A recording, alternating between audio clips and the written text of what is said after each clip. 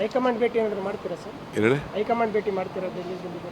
ಅಲ್ಲ ಬಂದಮೇಲೆ ನಾವು ಯಾರು ಏನು ಭೇಟಿ ಮಾಡಬೇಕೋ ಮಾಡ್ತೀವಿ. ಅದೆಲ್ಲ ನಾನು ಹೇಳೋಕ್ಕಾಗ್ತದ ಪಬ್ಲಿಕ್ಕಲ್ಲಿ? ನೀವು ಹೇಳ್ತೀರಾ DK ಹೋಗಿದ್ರು, ಅಪಾಯಿಂಟ್ಮೆಂಟ್ ಕೊಟ್ಟಲಿಲ್ಲ, ಕಾಯ್ಕೊಂಡು ಕೂತಿದ್ದಾರೆ ಅಂತ. ಹಿಂಗೆ ಕಾಯ್ಕೊಂಡು ಕೂತಿದ್ದೀನಿ ನೋಡು. ಸರ್, ನೀವು ಖಾಸಗಿ ಕಾರ್ಯಕ್ರಮ ಅಂದ್ರೂ DK ಶಿವಕುಮಾರ್ ಡೆಲ್ಲಿ ಭೇಟಿ ಕೊಡ್ತಿದ್ದಾರೆ ಅಂದರೆ ರಾಜಕೀಯದಲ್ಲಿ ಒಂದಿಷ್ಟು ವಿಭಿನ್ನವಾದಂಥ ಚರ್ಚೆ. ಯಾವ ವಿಭಿನ್ನ ಚರ್ಚೆನೂ ಬೇಡ. ನಾಳೆಲ್ಲ ಊಟ ಇದೆ, ಆಯಿತಾ? ನಾಳಿದ್ದು CLP ಇದೆ. ಈಗ 4 ಗಂಟೆಗೆ ಬಜೆಟ್ಟು ಯಾವ ರೀತಿ ಪ್ರೆಸೆಂಟ್ ಮಾಡಬೇಕು ಅಂತ ನಮ್ಮ ಸ್ಪೀಕರ್ ಸಾಹೇಬರು, ಕೌನ್ಸಿಲ್ ಚೇರ್ಮನ್ ಎಲ್ಲ ಹೇಳ್ಕೊಡ್ತಾ ಇದ್ದಾರೆ ಬೆಂಗಳೂರಲ್ಲಿ.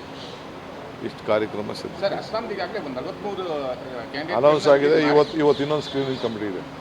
ಈಗ ತಾವು ಸ್ಕ್ರೀನಿಂಗ್ ಕಮಿಟಿ ಸಭೆಗೆ ಇಲ್ಲ, ನಾನು ಸ್ಕ್ರೀನಿಂಗ್ ಕಮಿಟಿಲ್ಲ ನಾನಿಲ್ಲ. ಸ್ಕ್ರೀನಿಂಗ್ ಕಮಿಟಿಲ್ಲ ನಾನಿಲ್ಲ. ನಮ್ಮ ಜವಾಬ್ದಾರಿನೇ ಬೇರೆ ಇದೆ.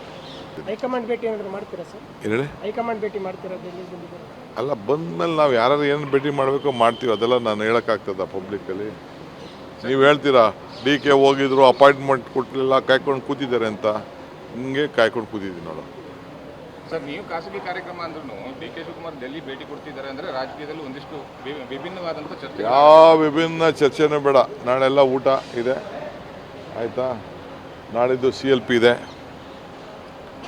ಈಗ 4 ಗಂಟೆಗೆ ಬಜೆಟ್ಟು ಯಾವ ರೀತಿ ಪ್ರೆಸೆಂಟ್ ಮಾಡಬೇಕು ಅಂತ ನಮ್ಮ ಸ್ಪೀಕರ್ ಸಾಹೇಬರು, ಕೌನ್ಸಿಲ್ ಚೇರ್ಮನ್ ಎಲ್ಲ ಹೇಳ್ಕೊಡ್ತಾ ಇದ್ದಾರೆ ಬೆಂಗಳೂರಲ್ಲಿ.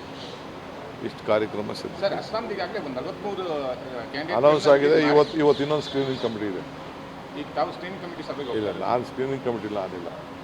ಸ್ಕ್ರೀನಿಂಗ್ ಕಮಿಟಿಲ್ಲ ನಾನಿಲ್ಲ. ನಮ್ಮ ಜವಾಬ್ದಾರಿನೇ ಬೇರೆ ಇದೆ.